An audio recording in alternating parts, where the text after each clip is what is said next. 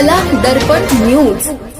हुपरी नगर परिषदेतील कंत्राटी सफाई कामगारांच्या आंदोलनाच्या पार्श्वभूमीवर नगर परिषदेतील सत्ताधारी नगरसेवकांनी आपली संयुक्त भूमिका जाहीर केली आहे.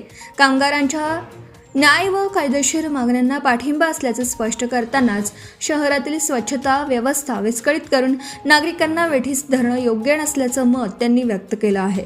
सत्ताधारी नगरसेवकांनी प्रसिद्ध केलेल्या निवेदनात म्हटलं आहे की प्रत्येक कामगाराला आपल्या न्याय मागण्या मांडण्याचा घटनात्मक अधिकार असून त्याचा पूर्ण आदर केला जातो. मात्र हा प्रश्न सोडवण्यासाठी नगर परिषदेच्या विद्यमान पदाधिकाऱ्यांनी आणि सर्व नगरसेवकांनी कामगार प्रतिनिधींसोबत तब्बल 4 ते 5 वेळा बैठका घेऊन सामंजस्याचा मार्ग काढण्याचा प्रयत्न केला होता. प्रत्येक बैठकीत कामगारांच्या मागण्या ऐकून घेण्यात आल्या, विविध पर्याय सुचवण्यात आले आणि कायदेशीर अडचणीही स्पष्ट करण्यात आल्या. मात्र कामगार प्रतिनिधी आपल्या भूमिकेवर ठाम राहिल्याने तोडगा निघू शकला नाही, असं निवेदनात नमूद करण्यात आलं आहे.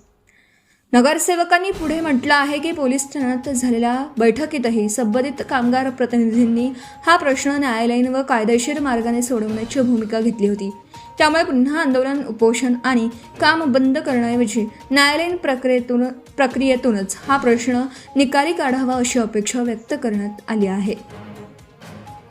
स्वच्छता आंदोलनामुळे शहरातील कचरा साचणं, गटारी वेळेवर साफ न होणं, दुर्गंधी पसरणं आणि संसर्गजन्य आजारांचा धोका वाढल्याचं सत्ताधाऱ्यांनी म्हटलं आहे.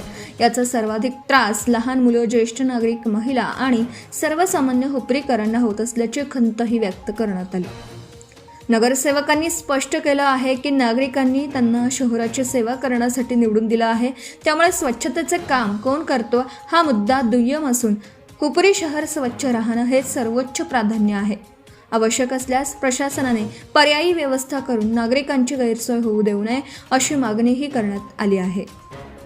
निवेदनात काही स्वच्छता कर्मचाऱ्यांविरोधात नागरिकांकडून कामातील शिस्तभंग, नियमित स्वच्छता न करणे, नागरिकांशी अयोग्य वर्तन आणि लोकप्रतिनिधींचा अवमान केल्याच्या तक्रारी प्राप्त झाल्याचा दावा करण्यात आला आहे.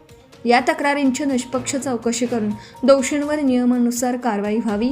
मात्र प्रामाणिकपणे काम करणाऱ्या कर्मचाऱ्यांवर अन्याय होऊ नये अशी भूमिका सत्ताधाऱ्यांनी मांडली आहे.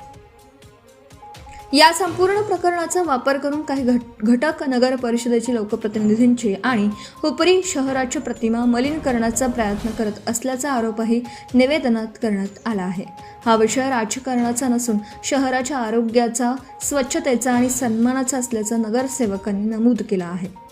सत्ताधाऱ्यांनी आपल्या भूमिकेचे 6 प्रमुख मुद्दे जाहीर केले आहेत. कामगारांना न्याय मिळालाच पाहिजे, नागरिकांना स्वच्छ, सुरक्षित आणि निरोगी शहर मिळालंच पाहिजे, प्रश्न आंदोलनाऐवजी कायदेशीर आणि चर्चेच्या मार्गाने सोडवावा, वारंवार शहराला वेठीस धरणं योग्य नाही, नगर परिषदेची आणि हुपरी शहराची बदनामी होईल अशी कृती सहन केली जाणार नाही, हुपरीच्या स्वच्छतेशी कोणतीही तडजोड केली जाणार नाही.